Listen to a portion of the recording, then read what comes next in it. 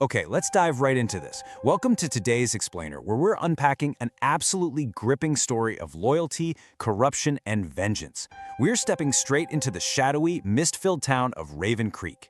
What we're looking at today is an incredible cinematic 2D horror narrative that blends deep emotional resonance with some seriously bone-chilling supernatural elements. The creator uses these slow, cinematic camera movements and an incredibly eerie atmosphere, complete with fog, rain, and thunder to pull you right in. It's a story that explores what happens when a community's most vulnerable are pushed just way too far, and the unbelievable lengths one man will go to protect them, even from beyond the grave.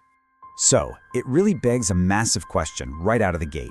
We usually just assume that justice is a matter for the courts, right? For the police, for the law. But what happens when those exact institutions are the ones committing the crimes? When the people sworn to protect you are literally the ones hurting you? Who delivers justice then? Is it the law? Or, as our story suggests, the restless spirit left behind? I want you to keep this chilling question in the back of your mind as we trace the tragic and terrifying events that unfolded in this town. To truly understand the tragedy here, we first have to understand the victims. Our story centers around Raven Creek Elementary. It's this tiny, drastically underfunded school nestled right between dense pine forests. And the man who held the whole thing together was 45-year-old Mr. Daniel Carter. Notice his incredibly consistent character design here. He is instantly recognizable in his signature brown jacket and blue tie. He wasn't just a teacher to 10-year-old Ethan and his 6 classmates. He was the janitor, the cook, and absolutely most importantly, their single pillar of hope. For these 7 kids, Mr. Carter was family, and his classroom was their only lifeline to a better future. But, that hope was a direct threat to the town's corrupt leadership. On one side, we have Mayor Richard Hayes, this ruthless official whose whole philosophy is that the poor can never change their lives, so why even bother trying? And on the exact opposite side is Mr. Carter's unwavering dedication, his belief that education gives people one chance, and that one chance is all they really need. It is this classic, brutal battle of systemic oppression versus individual empowerment, and in Raven Creek, this clash was about to turn deadly. Things escalate so rapidly and just incredibly tragically. Look at this timeline. On day 1, a statewide investigation gives Mayor Hayes the perfect cover to unjustly fire Mr. Carter. But Carter, he doesn't quit.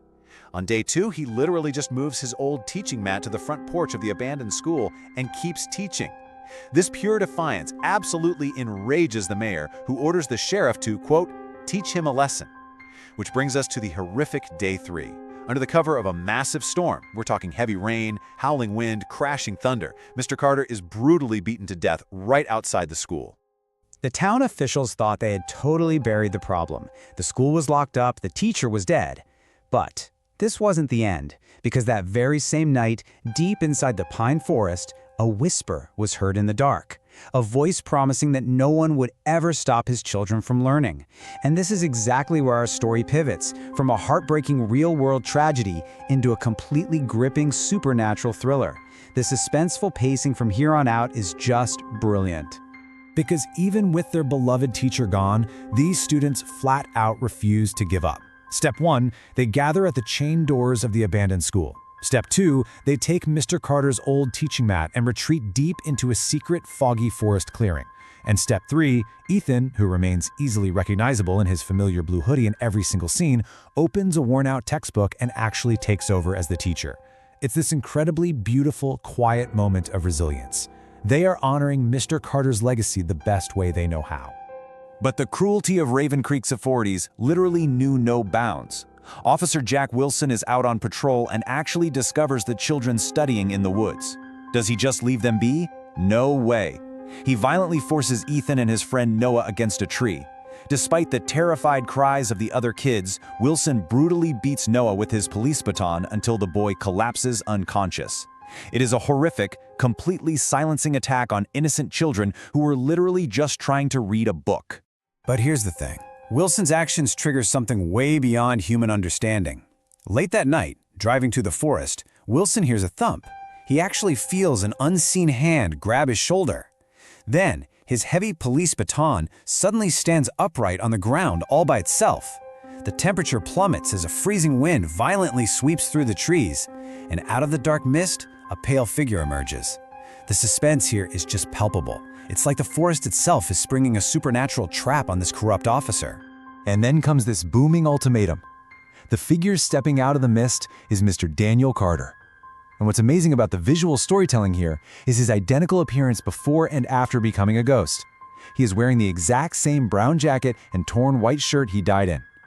Only now, his face is bloodstained, and his eyes are glowing with a sorrowful, truly terrifying determination. He looks down at the trembling officer and says, "No one hurts my children," and walks away without facing the truth. Driven to his knees by an unseen force that uses his own baton against him, Wilson completely breaks. He begs for mercy, crying out, "I was only following orders," which, is the ultimate deflective excuse of corrupt authority, right? But Mr. Carter's spirit rejects it entirely, stating, "Following an unjust order does not erase responsibility. Every choice has a price." True accountability absolutely cannot be dodged, and Wilson is forced to promise to tell the whole town the truth. When Wilson is found the next day, terrified and babbling about Mr. Carter's ghost, total panic sets in among the town's elite. Mayor Hayes quickly realizes that if these kids keep talking, the whole town will turn against him. So the mayor and the sheriff plot one last, desperate, unfathomably evil act. They decide to literally burn the children's homes to the ground in the dead of night. No witnesses, no evidence, just silence. But man, the mayor wildly underestimated what he was up against. As the arsonists throw their torches onto the cabin roofs, supernatural forces immediately intervene. The glow of the flames instantly dies out. Every single torch is just swallowed whole by an icy wind. And before these terrified men can even react, that icy wind spirals into a roaring, blinding storm of dust and leaves, stopping their murderous plot completely dead in its tracks. Emerging straight from the swirling white mist, Mr. Carter's glowing eyes lock directly onto the mayor and the sheriff, and he delivers this absolute showstopper of a line. "If you wish to reach my children, you must face me first." He isn't just a ghost seeking some random revenge, you see. He is a permanent, insurmountable shield standing between the innocent and the corrupt. The ground literally shakes, the sheriff drops his gun, and the men who ruled through fear are finally brought to their knees. Which leads us directly to the final reckoning. This roaring storm draws the entire sleepless town of Raven Creek to the edge of the forest. And there, right in the middle of a mist-filled clearing, the mayor and the sheriff are totally trapped by an unseen force. Confronted by the glowing spirit of the man they murdered, their arrogant facades just crumble. Unable to hide from the light of the truth any longer, the sheriff breaks down. He confesses absolutely everything: the lies, the massive cover-up, and Mr. Carter's total innocence right in front of the entire town. But right here's the true emotional peak of the story. With the corrupt officials entirely at their mercy, do the children demand vengeance? No. Ethan, with tears in his eyes, steps forward and says, "You didn't teach us revenge. You taught us to stand for what's right." And Noah adds, "If we answer hatred with hatred, your lessons will mean nothing." It so brilliantly illustrates the enduring power of a truly great teacher. Carter didn't just teach them facts from a book, he gave them an unbreakable moral compass. And it's that profound moral victory that allows the restless spirit to finally find peace. The deep anger in Mr. Carter's glowing eyes slowly fades into a gentle smile. He makes one final demand: that they never stop learning and never stop standing up for the truth. The 7 children promise together. And with his duty finally complete, we get this incredibly smooth transition. The eerie storm clears, the morning sun breaks through the clouds, and the teacher's spirit dissolves into a warm, peaceful golden light. The aftermath, months later, proves that justice was truly served. Raven Creek Elementary School actually reopens its doors. The laughter of children finally returns to those halls. And right at the entrance sits a framed photograph of Mr. Daniel Carter, along with a plaque that reads, "A true teacher never truly dies. They live forever in the dreams and courage of their students." Ethan, Noah, and the rest of the kids walk past it every single morning, forever changed and forever protected by the lessons he left behind. So, the absolutely crucial point we walk away with today isn't just about a ghost haunting a spooky town. It's about legacy. It's about accountability and the raw courage required to stand up against systemic wrong. When faced with corruption, will you let fear silence you, or will you become the light that reveals the truth? Thank you so much for joining me for this explainer.